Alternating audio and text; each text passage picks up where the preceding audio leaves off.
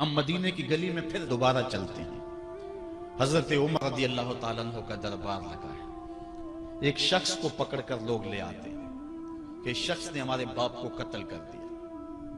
حضرت عمر رضی اللہ تعالیٰ عنہ نے پوچھا کیا ماجرا ہے بھائی؟ اس نے کہا جی واقعی میں ان کے باپ کا قاتل ہوں، لیکن میں نے قصداً قتل نہیں کیا۔ ہوا یہ کہ میں ایک مسافر ہوں، جا رہا تھا، راستے کے اندر سبز چراگاہ تھی، میرا اونٹ بھوکا تھا، اس چراگاہ میں داخل ہو گیا۔ اس کے بوڑھے باپ نے پتھر اٹھایا اور میرے اونٹ کو مارا، اس کی آنکھ نکل گئی۔ مجھے بڑا غصہ آیا، میں نے وہی پتھر اٹھا کر اس کے باپ کو دے مارا، لیکن وہ ایسے ٹکانے پہ لگا کہ اس کا باپ فوراً فوت ہو گیا۔ میرا قصد اور ارادہ نہیں تھا، لیکن بہرحال میں اس بات کا اقراری ہوں کہ میں نے اس کے باپ کو قتل کر دیا ہے۔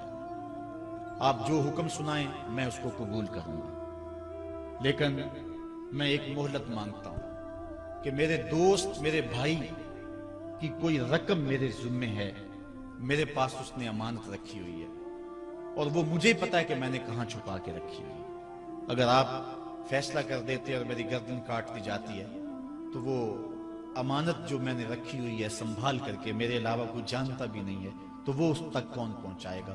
اگر آپ مجھے 3 دن کی مہلت دے دیں تو میں جا کر کے اس کی امانت اس کو واپس کر کے پھر واپس آؤں گا، پھر یہ پھندا پھانسی کا میں اپنے گلے میں ڈلوانے کے لیے تیار ہوں۔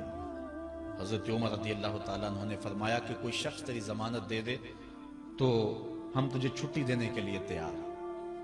اس نے دائیں بائیں دیکھا، پورے مدینے میں اس کا کوئی شناسہ ہی نہیں تھا، واقف ہی نہیں تھا، ایک اجنبی شخص تھا۔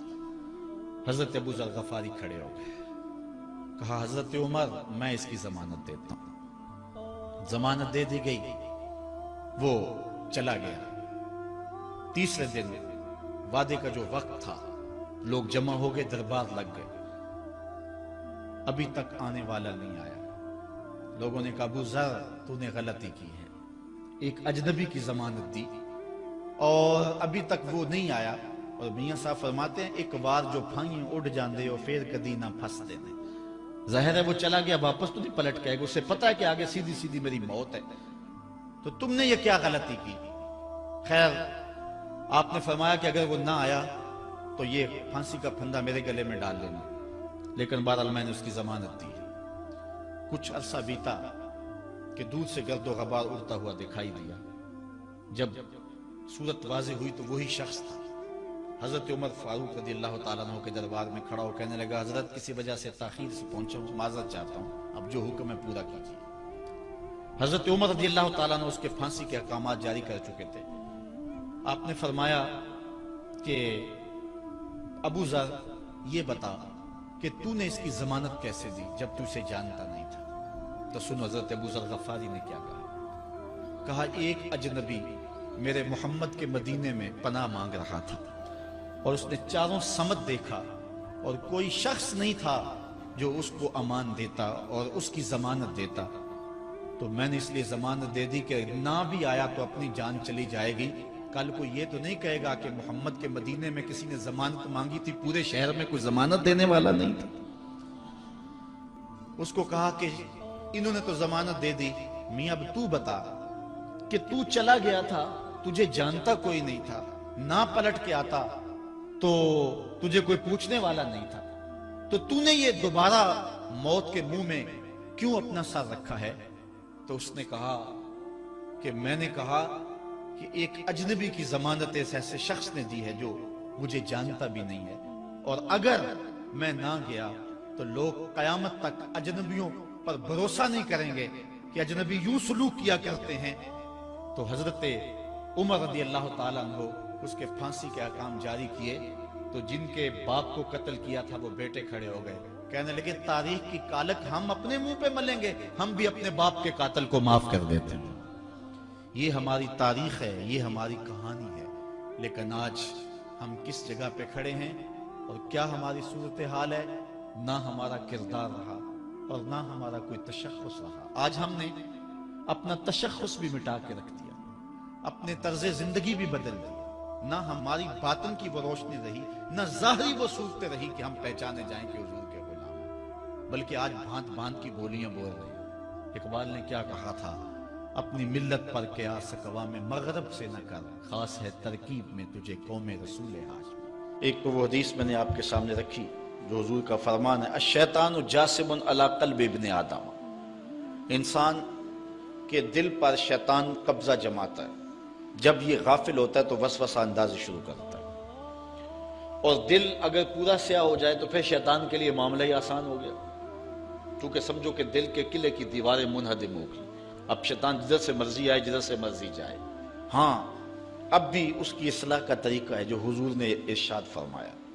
آقا کریم علیہ السلام نے ہمیں کسی معاملے میں بھی حضور نے تنہا نہیں چھوڑا۔ آقا کریم ارشاد فرماتے ہیں کہ لِكُلِّ شَيْءٍ سِقَالَةٌ وَالسِّقَالَةُ الْقُلُوبِ ذِكْرُ اللَّهِ، ہر شے کو زنگ لگ جائے تو اس کا زنگ کسی نہ کسی شے سے اتارا جاتا ہے۔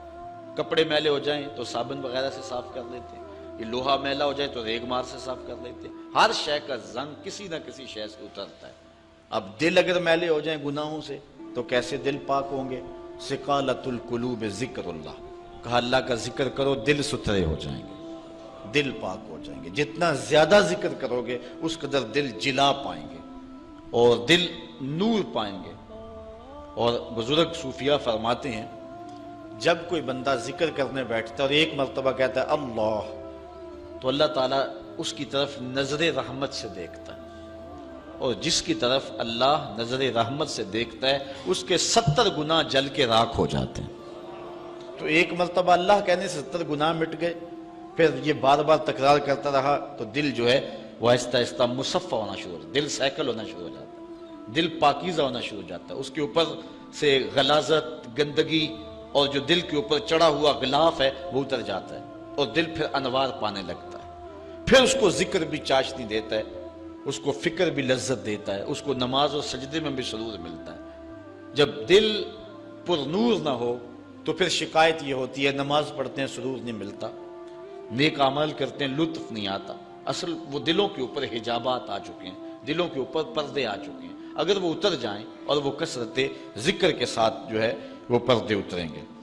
اب دل 4 طرح کے ہیں، القلوب اربع، دل 4 طرح کے ہیں۔ ایک دل قلب اجرد فیہ سراج یظہر، ایک مومن کا دل وہ بالکل ایسے ہوتا ہے جس طرح چراغ روشن ہوتا ہے، اور مومن کے پاس جو بیٹھے اللہ اس کے دل کو بھی نور کر دیتا ہے، چونکہ دلوں سے نور کی شعائیں نکلتی۔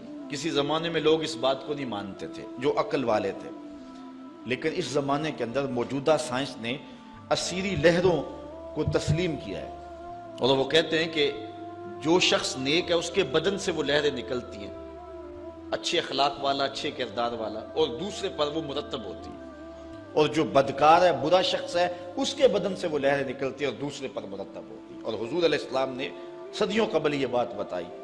حضور نے فرمایا اچھے آدمی کی صحبت ایسے ہے کہ حامل المسک، جس طرح کستوری والا شخص ہوتا ہے، عطار کی طرح ہے کہ اس کے پاس اگر آپ بیٹھیں تو خوشبو آتی رہے گی۔ فرمایا یا تو تمہیں دے گا تحفہ، یا تم اس سے خرید لو گے، یا نہ وہ تحفہ دے گا نہ تم خریدو گے، لیکن جب تک بیٹھو گے مشام جام معطر رہیں گے، اور گھر آؤ گے تو لباس میں خوشبو بسی ہوئی ہوگی۔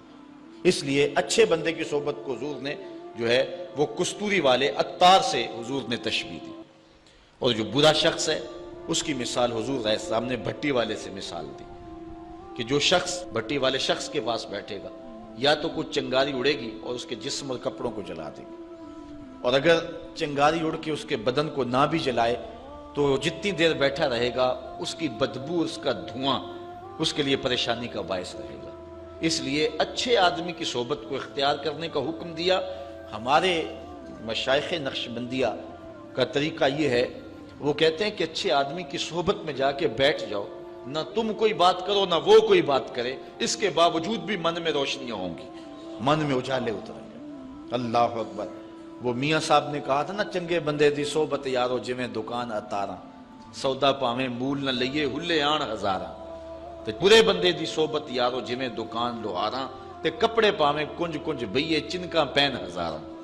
تو جل جانے کا اندیشہ بہر صورت موجود ہے۔ تو اس لیے آج دنیا جو ہے وہ اسیری لہروں کو مانتی ہے۔ میں اس کی سادہ مثال آپ کو دینا چاہتا ہوں کہ کسی کے بدن سے اسیری لہریں نکلنا تو دور کی بات ہے، کسی شخص کے تذکرے سے اس کے اثرات مرتب ہوتے ہیں۔ مثال کے طور پہ اگر آپ کے کسی دیرینہ اور پیارے دوست کا تذکرہ چھیڑ دیں، گفتگو کر دیں، تو اس سے طبیعت میں خوشی پیدا ہوگی کہ نہیں ہوگی؟ آپ حشاش بشاش ہو جائیں گے۔ لیکن کسی غلط آدمی کا جس سے آپ کو نفرت ہو، اس کی بات چھیڑ دیں، طبیعت میں گھٹن پیدا ہوگی کہ نہیں ہوگی؟ اگر گندگی کے ڈھیر کی بات کوئی چھیڑ دے، طبیعت میں گھٹن پیدا ہوگی کہ نہیں ہوگی؟ اور اگر پھولوں کی بات چھیڑ دے، موتیے کی، نسرین کی، نسترن کی، چمبیلی کی، گلاب کی، موتیے کی، ان پھولوں کا تذکرہ کو چھیڑ دے، طبیعت میں خوشی پیدا ہوگی کہ نہیں ہوگی؟